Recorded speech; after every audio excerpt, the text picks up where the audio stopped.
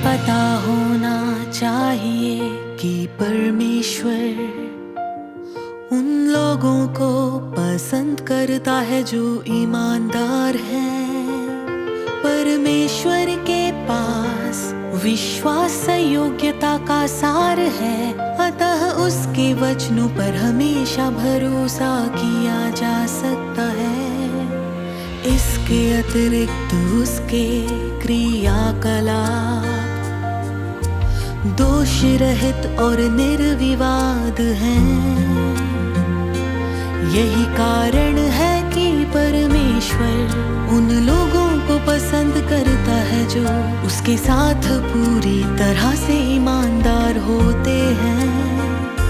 ईमानदारी का अर्थ है अपना हृदय परमेश्वर को अर्पित करना, किसी भी बात में परमेश्वर के प्रति झूठा ना होना, हर बात में उसके साथ खुलापन रखना, कभी तथ्यों को ना छुपाना, अपने से ऊपर वाले लोगों को कभी भी धोखा देने की कोशिश न करना, और अपने से नीचे वालों से चीजें ना छिपाना, और ऐसी चीजें ना करना जो मात्र परमेश्वर की चापलूसी करने की कोशिशें हो।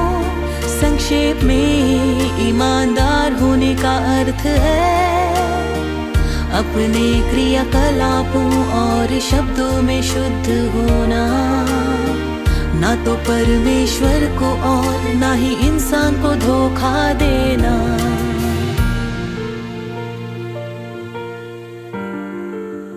बहुत से लोग ईमानदारी से बोलने और कार्य करने के बजाय नरक में डाले जाना पसंद करेंगे। इसमें कोई आश्चर्य नहीं कि जो बेईमान है उनसे निपटने के लिए परमेश्वर के पास अन्य तरीके भी तैयार हैं।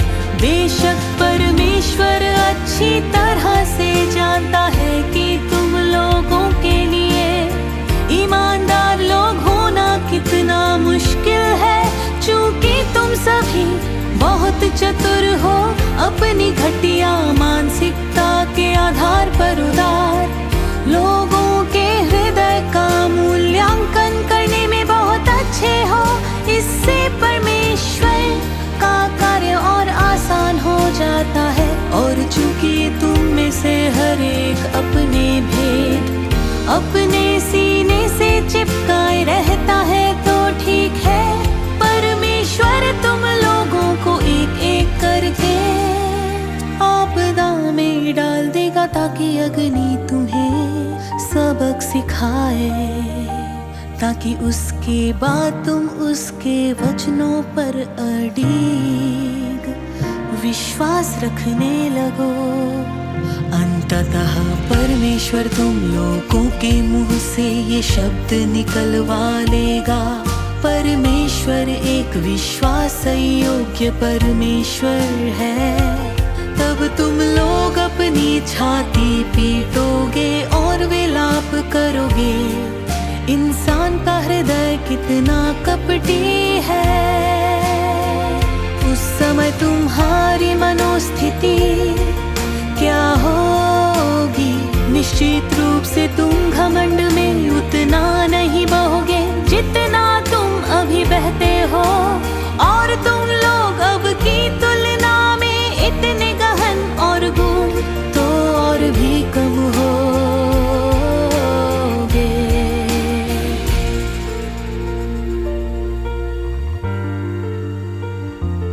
कुछ लोग परमेश्वर की उपस्थिति में नियमनिष्ठ और उचित शैली में व्यवहार करते हैं, वे विशेष रूप से शिष्ट व्यवहार करते हैं, फिर भी आत्मा की उपस्थिति में वे अपने दांत और पंजे दिखाने लगते हैं।